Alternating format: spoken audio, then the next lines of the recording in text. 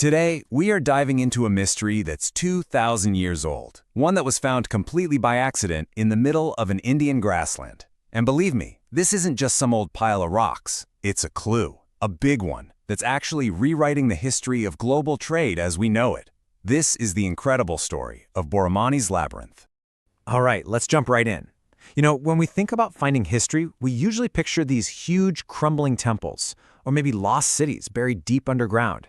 But what if some of the biggest secrets are actually hidden in plain sight, just waiting for us beneath the surface of India's wide-open grasslands?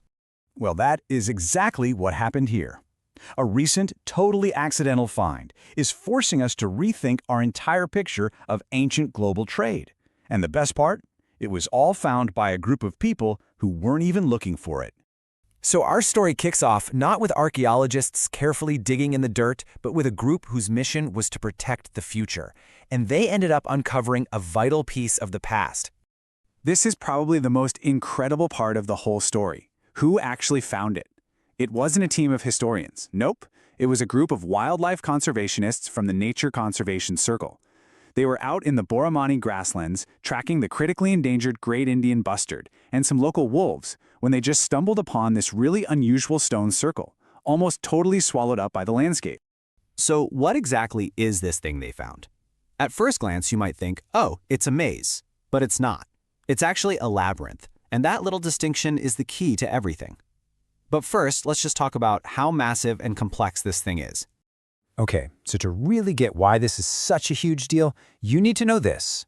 Before this discovery, the most complex circular labyrinth ever found in India had just 11 circuits.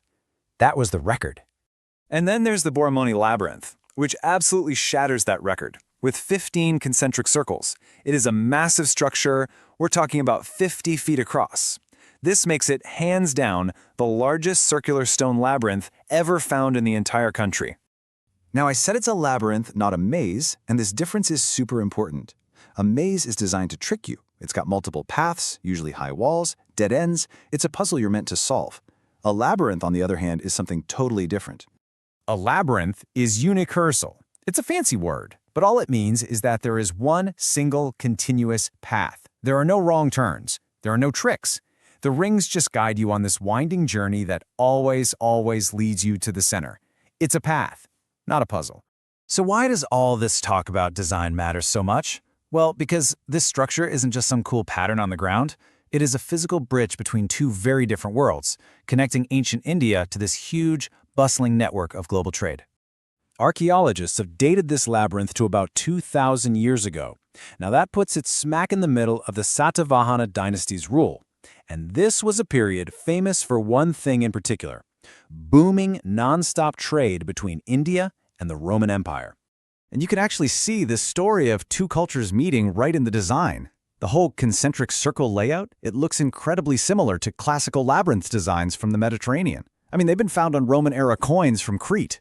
But then right in the center, you have this tightly coiled spiral. And that design is deeply connected to the Indian concept of the Chakravyu. So the Chakravyu is this famous, super complex military formation from the ancient epic, the Mahabharata. It was designed to completely encircle and trap an enemy. So finding that powerful Indian symbol at the very heart of a Roman-style labyrinth, that points to this amazing blend of local and foreign ideas happening right there on the Deccan Plateau. So this all brings us to the big mystery, right? Why would anyone build such a specific, complex structure way out here in the middle of a huge, empty grassland, so far from any big city? Well, what if it was an ancient GPS marker? The leading theory is absolutely fascinating, and the best way to understand it is to think of this labyrinth as an ancient check-in point. Seriously, like a GPS marker for travelers who are on a really long and difficult journey. I want you to imagine this for a second. You're a Roman merchant. Your ship is just docked on India's west coast, and now you have to travel hundreds of miles inland across these vast, pretty featureless plains. How on earth do you know you're going the right way? The theory is that labyrinths just like this one were like giant signposts, basically confirming, yep, you're on the right track to the inland markets. And we are not talking about some small-time trade here. This was a massive, thriving global network.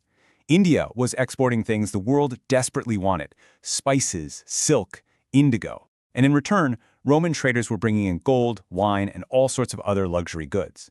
This labyrinth wasn't just in a field, it was a marker on an ancient superhighway of global commerce. So this incredible piece of history managed to survive for 2,000 years, completely hidden. But now that we've found it, we're facing a whole new challenge. How do we protect this fragile, irreplaceable link to our shared past? The beautiful irony here is that the labyrinth only survived because it was so remote. It was hidden away inside a protected grassland safari sanctuary, and it was buried under layers and layers of soil. For 2 millennia, the ecosystem itself was its guardian, protecting it from the modern world. And that brings us to a really tricky modern problem for both archaeologists and conservationists. How do you go about studying this priceless ancient artifact without damaging the very fragile ecosystem that kept it safe for all those centuries?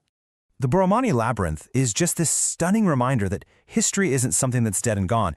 It's literally right there, just beneath our feet, waiting to be rediscovered. And it leaves us with one last, really exciting question.